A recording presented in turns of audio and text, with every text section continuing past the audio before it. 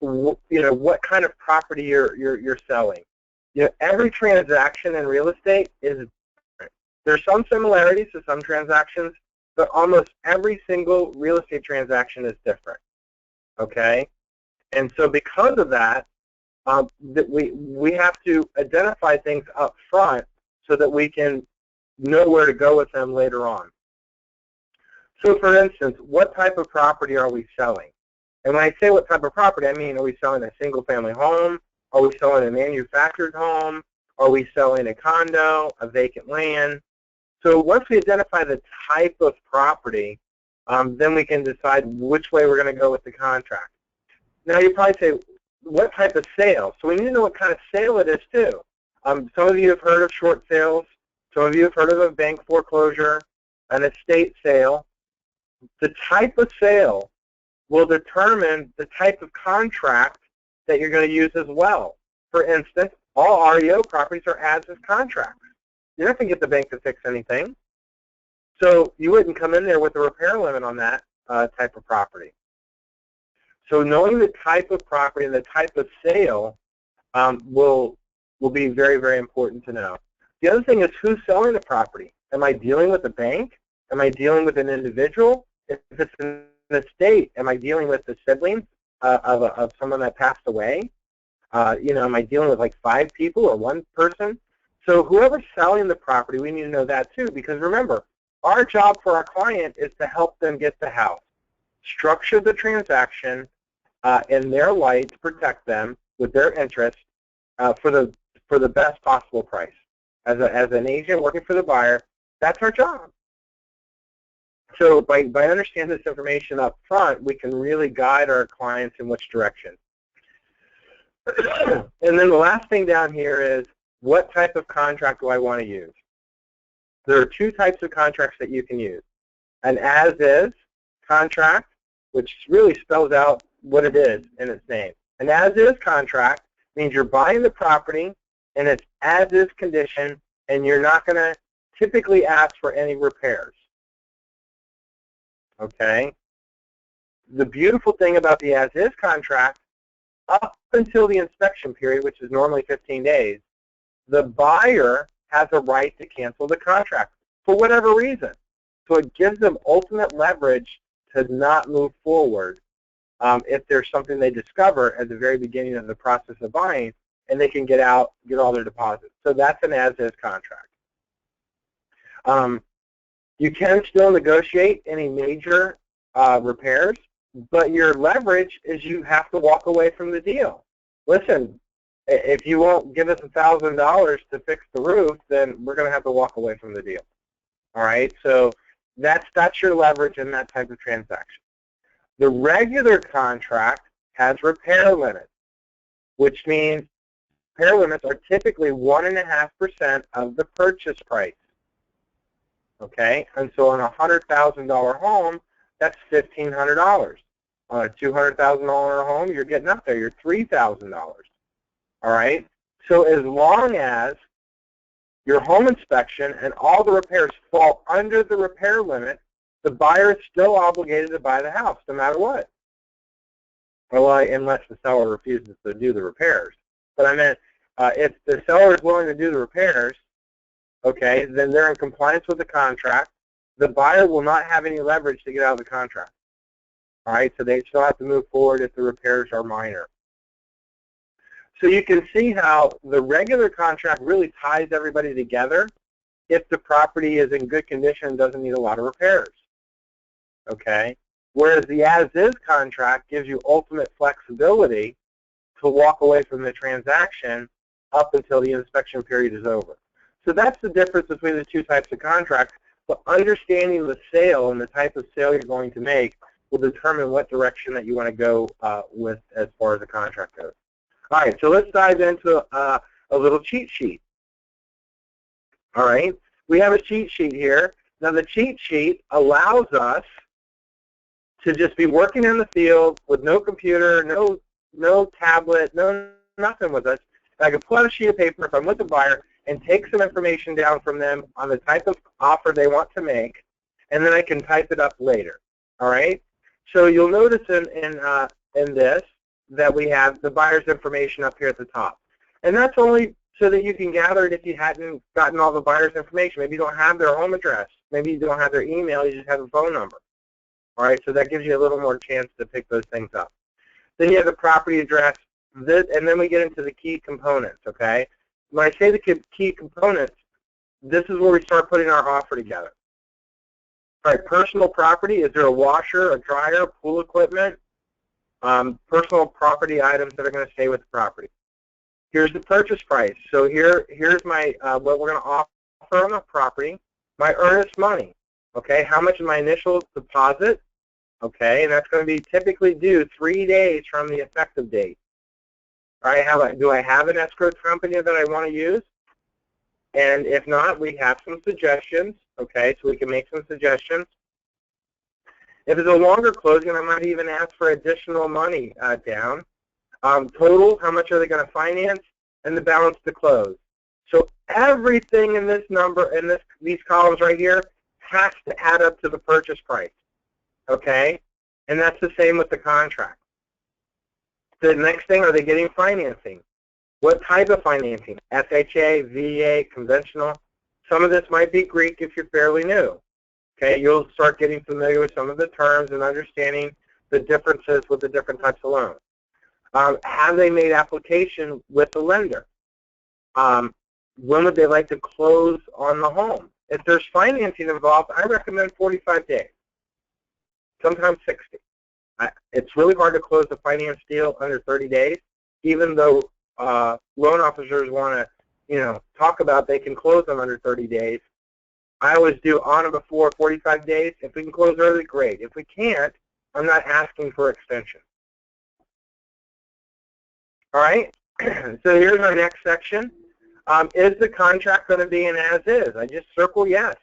If it's a no, then I'm going to have my repair limits. And you can see I have 3 different sections for repair limits. This is your general repairs.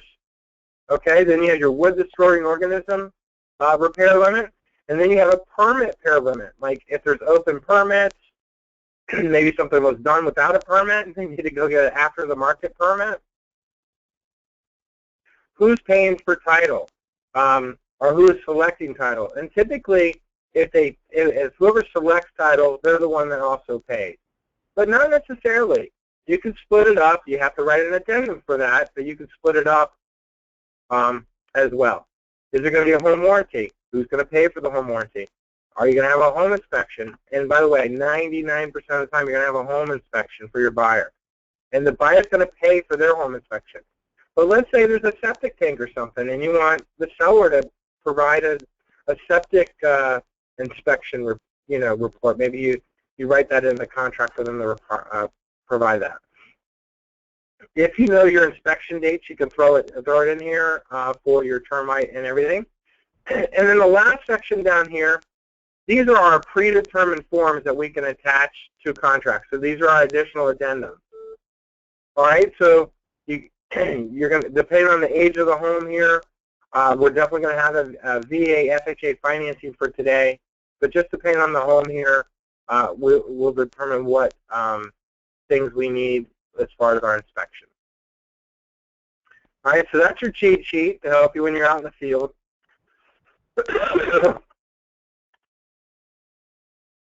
All right, so FHA financing. Let's understand that. FHA financing is actually 3.5% down. I don't know why we have 3%, but it's 3.5% down, which makes it very attractive. And the buyer can receive up to 6% of the purchase price back from the seller. All right.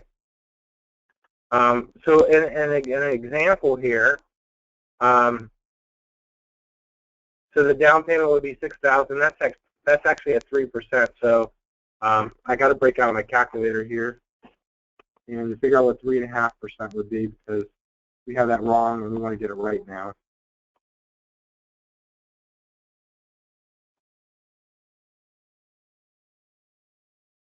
All right, so that's actually $7,000. Okay, but this number is correct. So they can actually get $12,000 back towards closing. All right. So hopefully that'll help you understand a little bit on how you can you know, the maximum amount and how you can structure that. So in essence as well, so I just want to, we'll go ahead and do this example. On a $200,000 property, okay, the net amount to the seller is going to be minus, you know, the $12,000. So in essence, and I'm just going to draw a line here. Oops, that didn't work.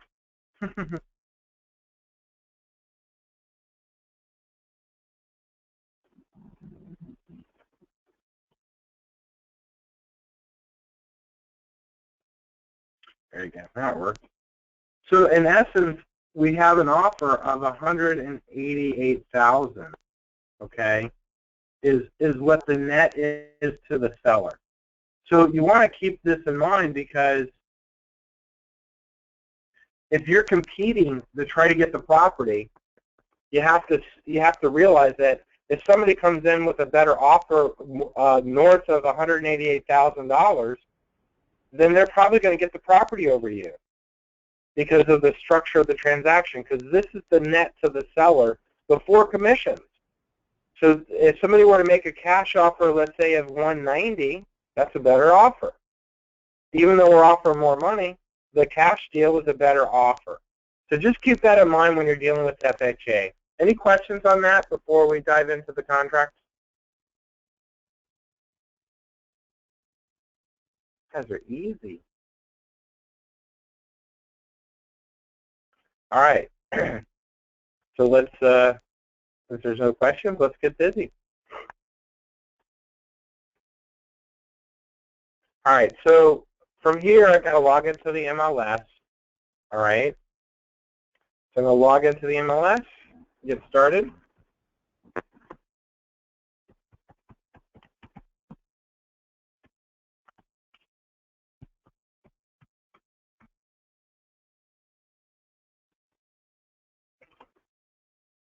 And those of you that are new to the MLS, I kind of go a little fast, and I apologize.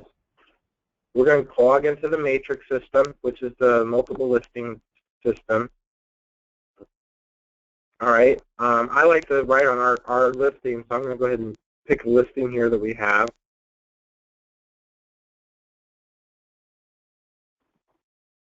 What about Golfgate? We did Golfgate last week. Oh, we did. Yeah, I like to do this one right here, maybe. Rivera? But let's do this one right here off of in Waterford.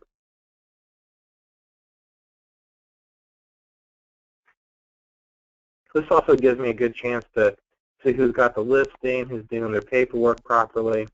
All right, Joe Ebert's doing awesome. So we're going to write on this property today. All right, so a couple things that I'm going to look for, all right?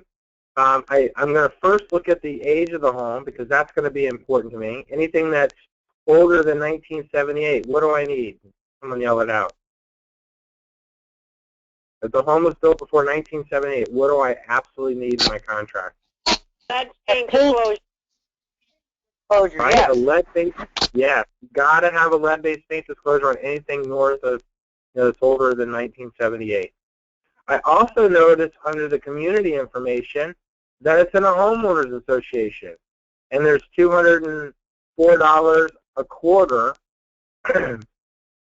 okay, for the homeowners association. Perfect. I like that. So now, not only that, but we need a homeowners association. Now look here under the realtor remarks. It says they got a seller's property disclosure, but do you see this? Sold as is. They don't want a regular contract. Okay?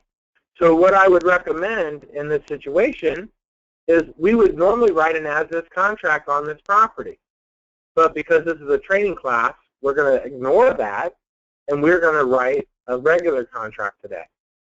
But do you see how by reading this information, it allows me, it kind of shows me what direction the seller wants their offer to look like. And here it says, submit all offers as an as-is contract, including attached documents. I mean, Joe even went as far as putting these attached documents. So here are all the attachments. So let's go take a look at the attachments real quick. He's got a seller's disclosure. Let's just see what that looks like.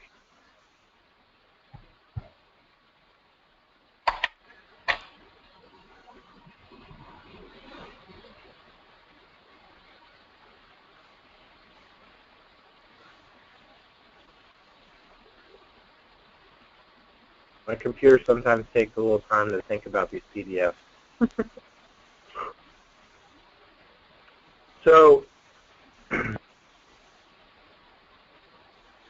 maybe doesn't like to think at all. Uh-oh. What'd you do to me, Laura?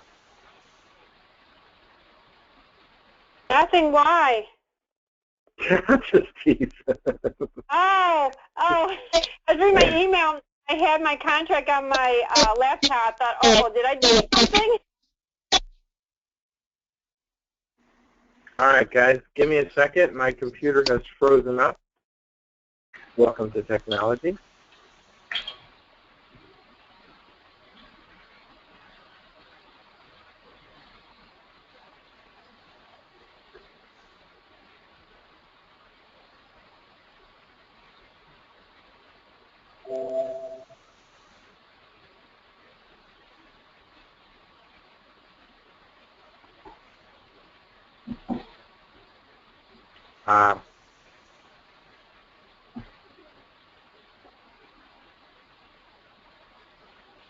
Yeah, I know. I've already done that.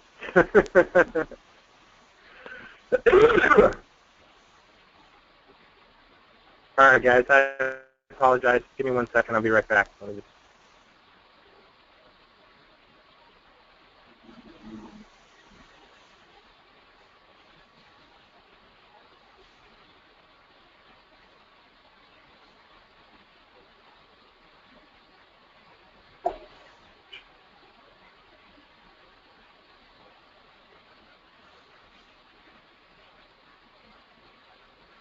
All right, we got it up. It finally decided to think it through. All right, so here's our seller's disclosure, and it's only 5 pages, so there's no condominium disclosure or anything like that, or HOA rider, just the disclosure on the property. Okay, so I'm going to go ahead and just save this document. And I'm going to save it to my desktop. I'm going to make a new folder. And I didn't see what address we were writing down, but let's just call it. All right, I'm going to call it Happy Lane because I didn't look to see what the address was on the property. I'm just saving the document because I'm going to need to upload that here in a little bit. All right.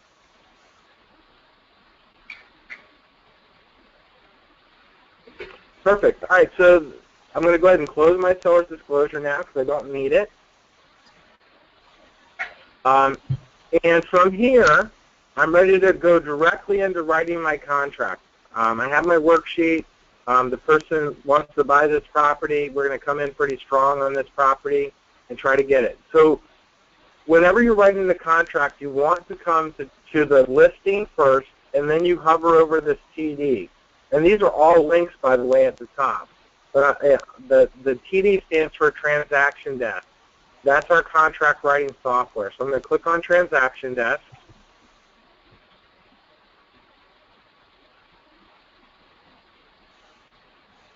All right. We'll wait for that to load up. All right, so now my transaction has been started. So I have the address here of the property. And just real quick, a quick overview of Transaction Desk. These are menus down the side to jump to a certain section of the transaction. And each section of the transaction is got a gray header, okay? So really the components that we're going to be working in are this section, the Incident Form section, and right down here in contacts and participants. We don't really look at progress or even tasks, okay? But the other 4 sections we look at. So the first thing that I want to do is come down here, and I'm going to click on my edit button for my contacts, okay? And we're going to put in our buyer. All right, I would like to, and it says right here, add a new transaction contact. So yes, I do. What type of contact is it? It's the buyer. All right. And we're going to have Mary. Oops, only one R. We're going to have Mary Keller buy this property. All right. And Mary's email address looks very much like mine.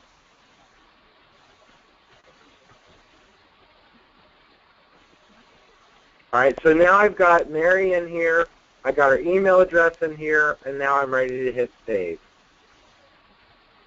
So now you look and you'll see I got up here, I got the seller's name, I got the listing agent, I got the listing agent and the listing brokerage. Because I'm using my transaction desk and because I'm in my MLS, it automatically pulls me in as a selling agent and pulls my information for the company in here.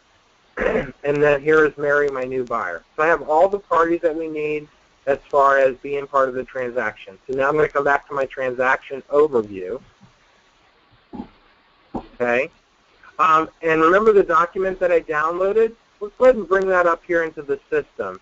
So here's documents. I'm going to click on the edit button for this section. And I can email documents in here if I want to. I can do all kinds of things in here. I can merge documents. I can delete pages in documents. I can do all kinds of things. Matter of fact, this is the section, if you're going to email the document to me, you could do it from here. But for our purposes, we're going to add a document. I can click on the button here that says upload a document, and that's a shortcut. So I'm going to go ahead and click on upload a document. It's asking what kind of document am I uploading? Oh. I'm uploading a disclosure.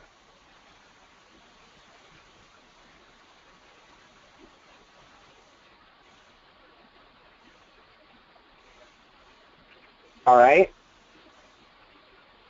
And I'm just going to call it a disclosure. And I'm going to click on the add button. And now I got to go find the document. So it's looking on my computer and saying, hey, where's that document? I have it on my desktop, and I put it under Happy Lane. So here's my document. So I just click on open, and now it's right here ready to go. I click right here to add. By the way, if you look at this, it says you may only upload one document at a time. Even though there's an add button here, which makes no sense. If I'm only allowed to only upload one at a time, they shouldn't have another add button. But I only have one document to upload, so I'm going to get that one uploaded. All right, so that's uploading into the system. And once that's completed, we're going to jump back over to the transaction overview. All right, so now I'm going to come back to transaction overview over here on the left. And now you can see my document is uploaded right here, property disclosure. Now this is where we go to our filing cabinet on this section right here. I call this our filing cabinet of our form. All right, so to get there, I'm going to click on Add Forms. And as I click on Add Forms, this is the beginning of the filing cabinet. But if I click on this button, this opens up all the drawers in my filing cabinet. Okay? For our purposes, we always use the FHA bar contract. These are the two contract folders down here. It's the FHA residential contract and then the FHA bar. We like the FHA bar. So we're going to open that up. And you'll see here's the as-is contract right there. But we're doing a regular contract today, which is down here at the bottom. And if you notice this, it says if I hold my control down, I can pick more than one item. So I'm going to hold my control button down. All right, and now I'm going to go get my other items. Oops. First off, I need an FHA Rider, right, because we're doing FHA. And I told you that it was in a homeowners association, so let's go ahead and get the homeowners disclosure. Even though the listing agent didn't provide me one.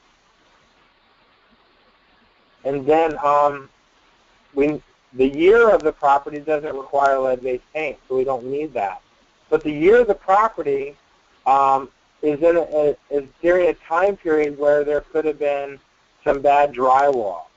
So I might go ahead and think about adding a drywall contingent in here as well, just making people aware that there's potential drywall that they need to look out for.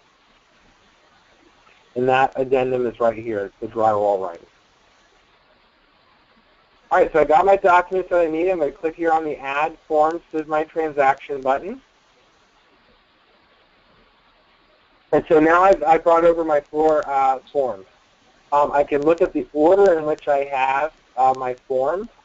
And this order seems pretty good for me. And you can see up here in red, it says form successfully imported. Well, now what I want to do is update my forms with the data that I typed out. So if I click right here, auto-populate my forms, it's now going to take all the buyer's information and the seller's information and push it into my forms. It says right here, all forms successfully updated. So I can go right into editing right from this page, okay? But if I weren't at this page and I ended up back over at the transaction overview, which is what this looks like, my forms are over here, and I can click directly on my form right here to go into editing in my form as well. All right, so now we're into the transaction, and here's my form. A couple quick keynotes to make is every form every line in the contract has a number to the left, okay? And if it has a star, it means there's a blank in the contract that information can go in. So like as I'm thumbing through my contract, I can see all these little blanks that are here for me to put information in, okay? The first section is about the property, legal description of the property. This section talks about personal property. We're gonna ask for the washer and dryer.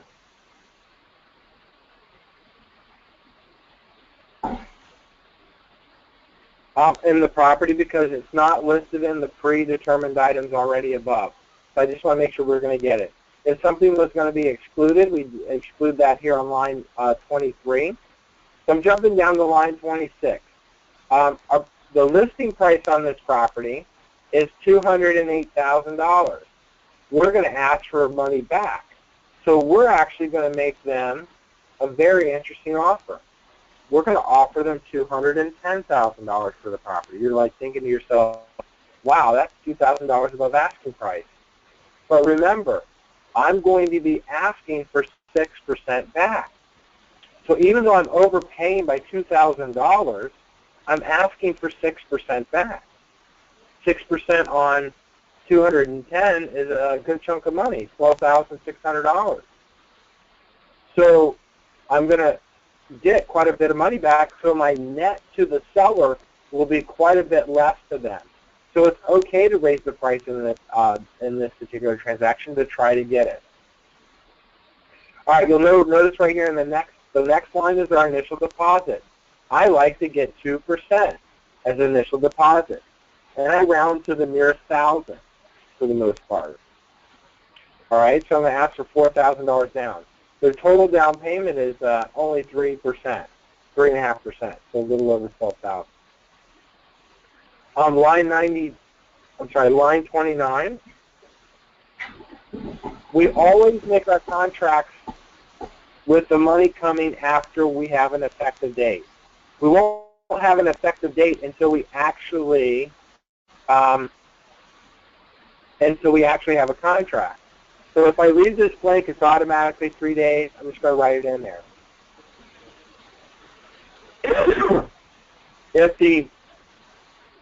If you don't know who the title company is, you can put in to be determined later. Okay.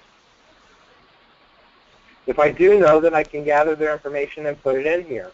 At our company, we don't carry escrow, so we require that you have escrow checks made out to title companies or closing attorneys.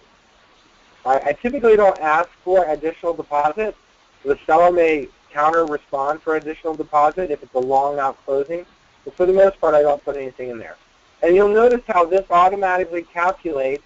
It subtracts the $4,000 and automatically calculated the balance I needed. Well, that's if I had, I haven't put that in. Right here is C, and in line 38, I need to put in my financing, right? Well, I'm getting financing at 93.5%. I need to put my percentage in there. And so once I put that in there, you'll notice this went to balance. All right? So if we change the price or deposit, everything remains the same. I can work on just changing price and not having to change these other numbers. If I put a number down here, every time I made a counter offer, I would have to change all my numbers because they all need to be changed to reflect the current numbers that match up with the transaction. All right, so how long, down here in section 3, how long are we going to give them to respond to our offer? I typically give everybody 2 days to respond to our offer. When would we like to close on the transaction down here in section 4 on line 52? Well, 45 days. So I got right here, I got, this would be about 29, 30 days. So 45 days, I'm looking in somewhere around this area. So I'm just going to go ahead and go 3/18, 16 to give myself plenty of time. Now, if I'm in the transaction and I hit the tab button, it takes me to the next blank in the contract, okay? So I can tab through the contract and make sure that I don't miss any blanks. And by the way, most sections that are left blank automatically have something that they put in. So like if this is left blank, it's automatically 14. Do I need to write the 14 in? Not really. But I like to put numbers in blank spaces. In section 7 is the contract assignable. Most contracts are not assignable. So you want to make sure that you check that box, not assignable. I see a lot of mistakes with agents here, okay? Under the finance section of the contract, this is a cash buyer, A. And you'll notice you see the A and then you see the B. One or the others has to be checked. A lot of agents jump right over here and go, it's going to be an FHA loan. They're going to have a fixed or adjustable rate. And then they forget to check this box over here. So don't forget, one of these has to be checked. Is it A, they're paying cash, B, they're getting financing. All this other stuff is what kind of financing are they getting. Okay, but if you don't put the contract's contingent on financing, then you miss the box. All right, my next section, the buyer down here, the buyer shall make application within 5 days. Well, my buyer's already talked to their lender. So I'm going to go ahead and limit that down to like 1 day. So once they accept their contract, we actually have to make application within 1 day. The only reason why I'm closing this down to 1 day, my buyer's already made application, okay? So I'm trying to make the offer a little more attractive.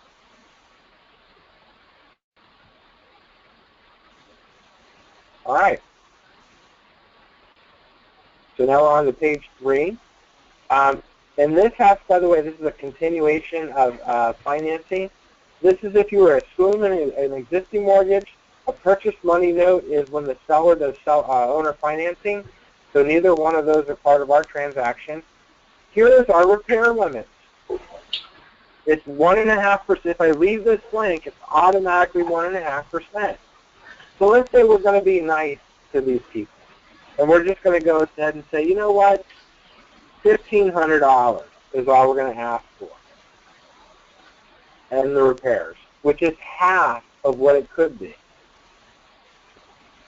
And by the way, one is for material defects to the property. The next is for if there's any wood-destroying organisms, okay, termites. And so each one of these is separate, okay? So they could actually, their financial exposure would be, you know, $4,500 if the buyer tried to collect on everything. But the likelihood that you collect on the termite or the one below, open permits, is unlikely. But if any issue ever came up, you've already got the seller to agree to fix it for a certain dollar amount. As long as that dollar amount, as long as they can do it under that dollar amount, they're obligated to fix it. If they don't fix it, they're in breach of contract. All right, so we're going to move on to the next section. Here it just talks about different types of closing costs for the buyer.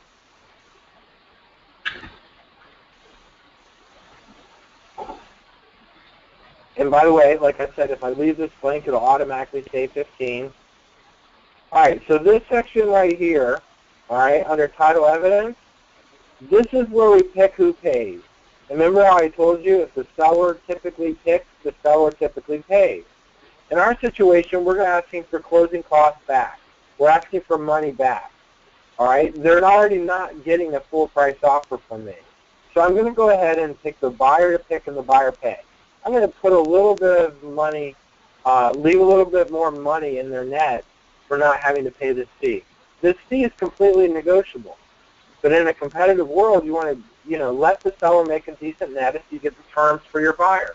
My buyer's a VA buyer. I want terms. So we're going to have the buyer pick and the buyer pay. I see a lot of agents, by the way. This section right here, Dade County, Broward, Regional, this has to do with Miami and Fort Lauderdale. It has nothing to do with us. So they'll never put anything in here. But I see agents filling this section out when it's not necessary because it applies to Dade County. Home warranty. We're not going to ask for home warranty, but if we did, we would put a dollar amount in here. Okay? The next one is a special assessment. We could have the seller pay special assessments up until the closing date, and then the buyer takes over. Or we could say, you know what, we don't want any special assessments. We want everything paid in full at the time of closing. Now, if there's no mention of special assessments, there's no reason for them not to sign this. But you'll find that a lot of buyers get a little squirmy, or the sellers get a little squirmy, when you say, you got to pay the whole special assessment, and they're like, well, there's not one. Well, then sign the paperwork then. What are you worried about? Well, what if there's one there I didn't see? Well, guess what? You're obligated to pay it. All right? So we like to make sure it gets all, we want to make sure it all gets cleared up and good.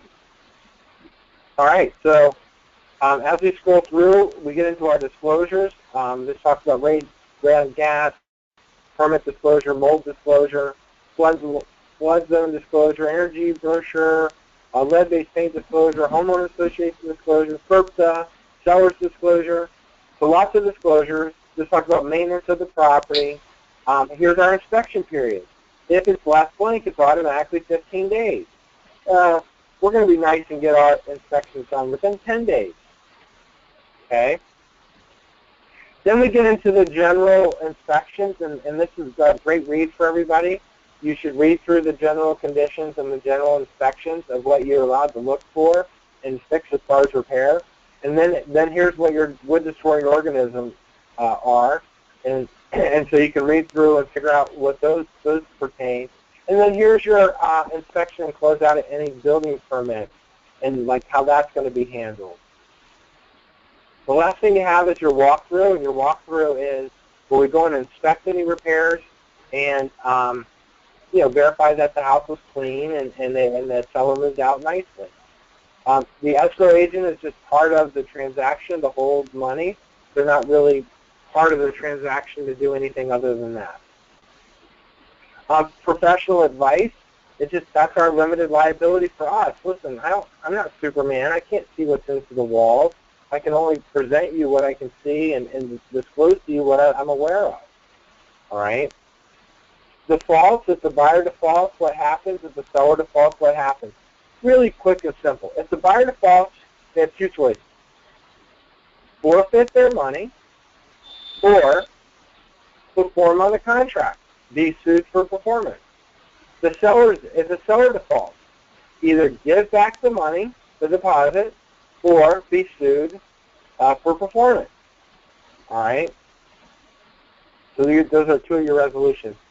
Dispute resolution just tells you what's going to happen if there's a dispute. Attorney fees, okay, if there's some attorney fees, prevailing party can collect attorney fees. And now we get into title evidence and title work and easement. So this just goes through and tells you what title work's going to be done, surveys, ingress, egress, lease information, liens on the property. Time. Time is very important to understand when dealing with contracts. It's straight calendar days. Okay? Straight calendar days. If the last day falls on a holiday or the weekend, it moves to the next business day. All right? So make sure that we're clear on that. Conveyance fees, closing location, escrow procedures, proration, that we're going to do prorating the HOA as well as the taxes, access to the property, risk of loss if it were to burn down, is it part of a 1031 exchange? If it's not part of the, you can't record this contract. If any modifications that we made can be done by hand in several different ways.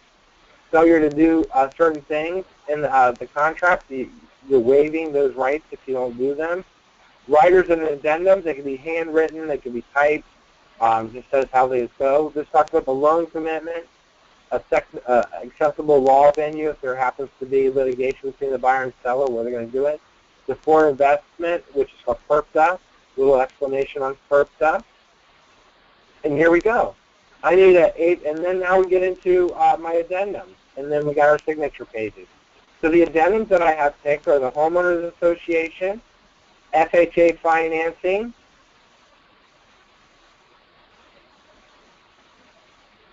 and I think we did effective drywall.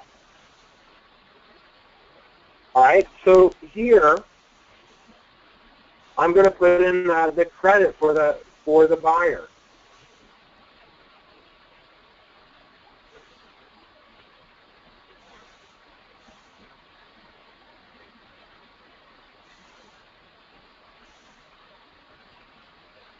I'm just going to use an even number.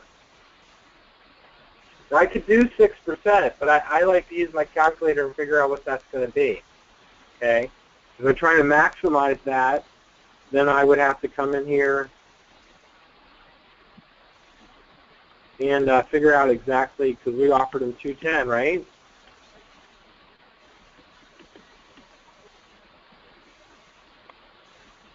All right, so an extra $600. All right. So seller shall credit buyer.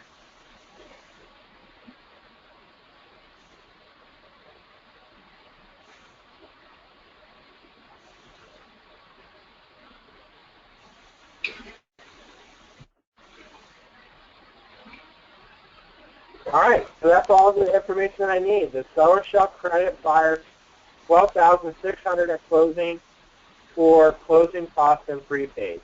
Prepaids are things that I may pay for ahead of time with my bank, like my appraisal.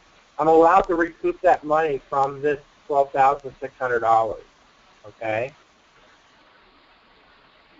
And then I come into my signature pages, and then I'm it, all right? Some of you, this is probably the first time you've seen the contract written. So the next thing I want to do is just come over here and save. And once I save my document, now I can exit my document. All right, now we're moving on. Now we need to do the FHA Writer. So we click on the FHA Writer. And we come on in, and just defines what it is. We have an inspection. It says right here, the appraisal repairs. So I'm going to go ahead and put in here that the appraisal repairs are going to be less than $250. And you'll notice, Chuck, if applicable, FHA Financing, that's us. I got to check that. And it says right here that the property will appraise for no less than $210,000. All right, and then right here we have prepaid. The purchaser shall pay all loan expenses, service fees, all these other things. Shall be paid by the seller up to a maximum amount. And I'm just going to go ahead and put, you know, $100 in here because, pardon me, we're actually asking for that $12,600 credit. So that should be plenty. Okay? And you'll notice section number 4 has to do with FHA financing. Well, we're not FHA financing, we're FHA financing. But all the other terms apply, so my form here is correct. It's finished. Okay? And you'll notice on this form, there's a signature page for me as an agent. All right? So I'm going to have to sign that. All right? So I come up here and I hit my Save button. And then I exit this document. All right, so now my next document that I want to do is my HOA. I'm going to need a little help here. I don't really know the name of the community. It says Waterford. So let's find out what the name of the association is really called. It doesn't have a name under the community information. All right, so I'm going to look at the tax record.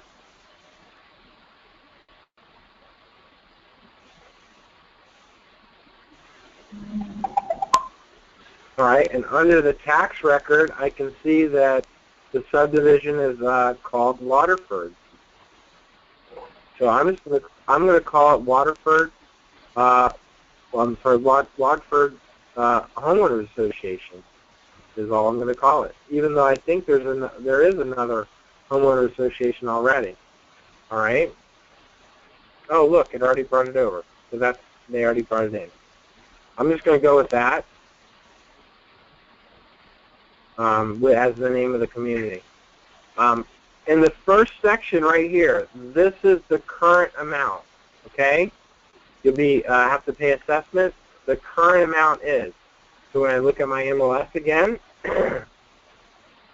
the current amount told to me by the listing agent is $204 a quarter. Okay, so I come back in here, I put in $204, right, per quarter. All right. Now the next one talks about special assessments. Well, we're not aware of any special assessments. I'm just going to put a 0 in there.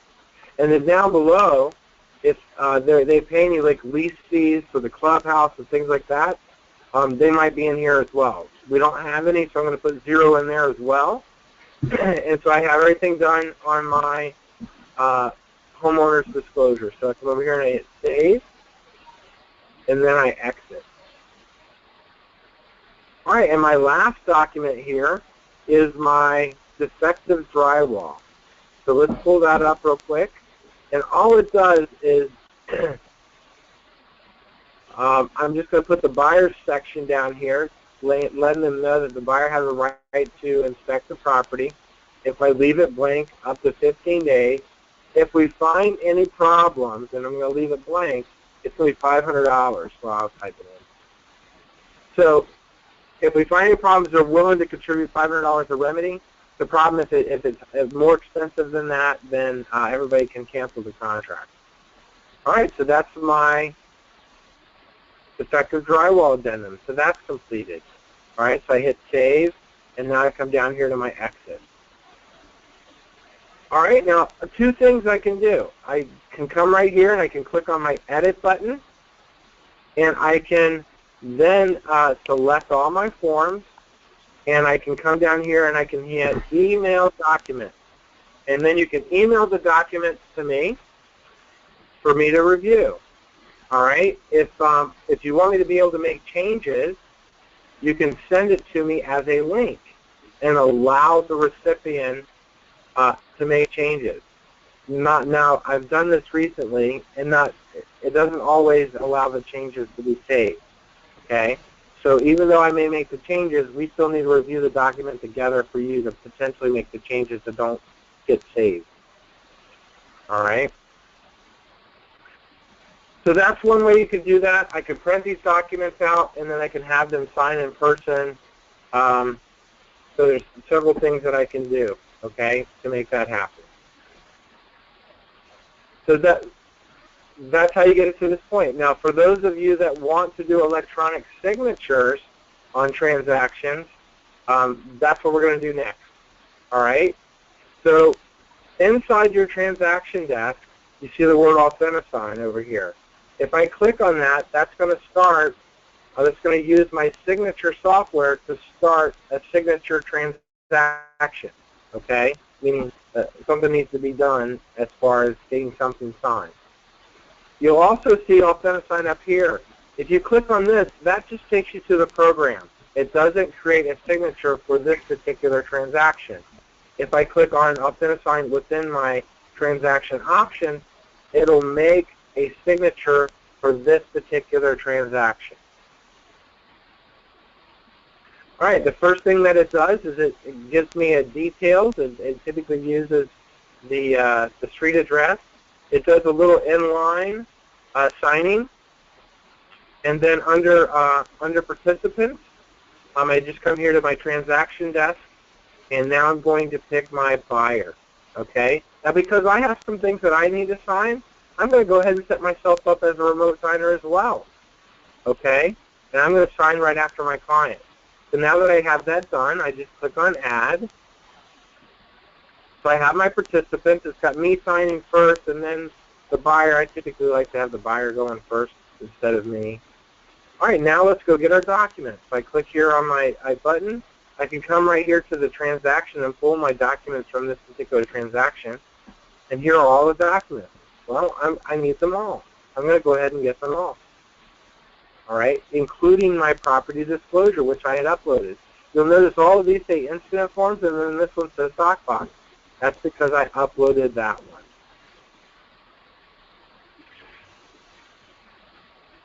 Guys, I may have to go here shortly because I do have an 11 o'clock appointment, but I just wanted you to be aware of that. All right, so the first thing that pops up is it says, what role are we playing? Well, Mary is playing buyer number 1, and Kano is playing selling agent number 1. All right, so I'm going to go ahead and save that. That's correct. And you'll notice all my documents are here now. And you'll notice right here, these all have yellow marks. The yellow marks on our documents are means that they already have the signature boxes in the right places. And then you'll notice on this one, the seller's disclosure, there aren't any yellow boxes. That's because we uploaded that document and the system doesn't know where to put the signatures. So I'm manually going to have to do that one. All right, so I have all the documents that I need there. I could add more if I need to. And now I'm ready to go to designing and where to put my initials on the contract. So I'm going to go ahead and do that.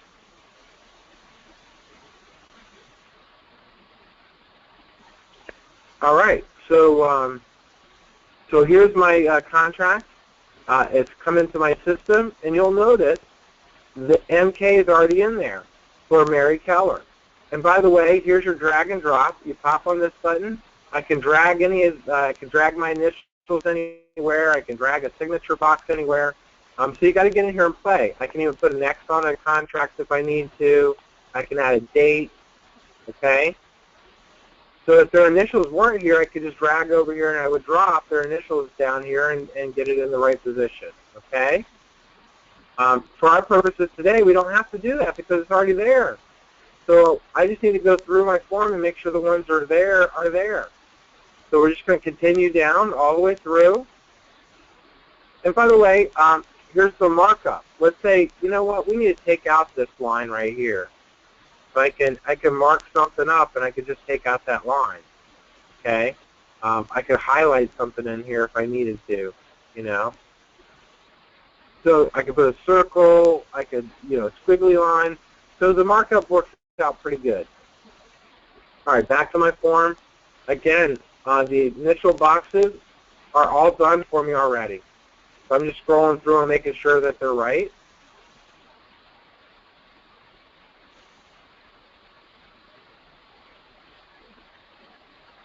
Here's my signature page, and you can see it already puts the signature and dated.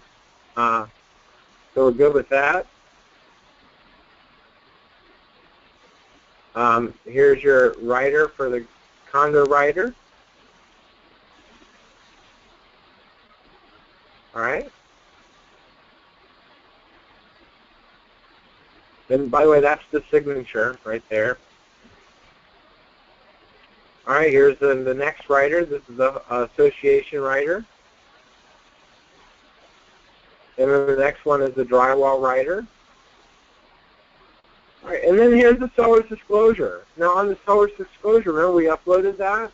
And you see the buyer's box down here? Well, now I need to go to work. Here you go. I got to bring my initial boxes over. All right, so that one's on that page.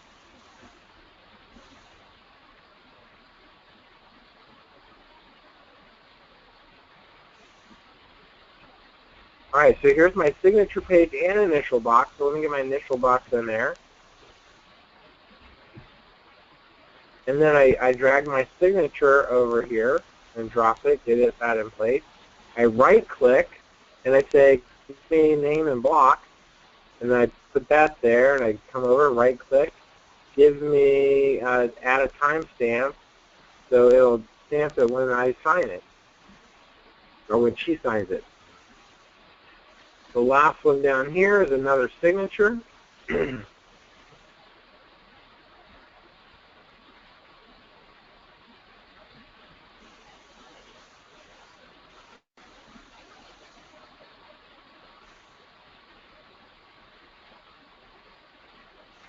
Right. And then I need the initial right here. Oops. It's not there.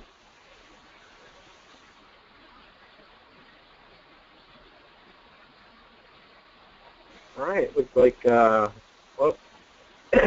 oh, he did add the seller's disclosure in here. Well, we already have that one, and you can see he did it just like we did it. Since we already have one, and the seller actually signed this one, I'll go ahead and have them initial off on this one as well. And that was one of the reasons why I reviewed it, to make sure that that was there, but I didn't see it the first time.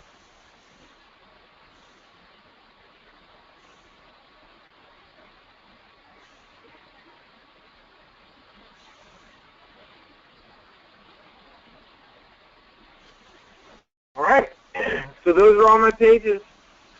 I can give it one last look through, and that's it. And then we're ready to send this off. And so I just click on the next button. And now it's preparing the email to go out to them. And then I just send out the email, and the client's ready to go. And when the client receives the email, it'll email me back that the client has received the email. Once they're done with their signing and following the instructions, it'll send me back an executed document with all their initials on it as a PDF. I then can save that to my hard drive and write the listing agent with an email and the offer going back to them.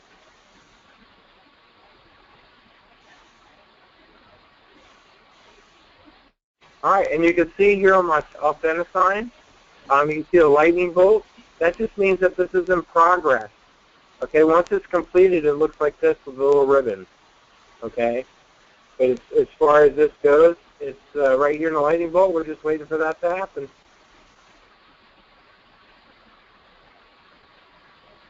Does anybody have any questions?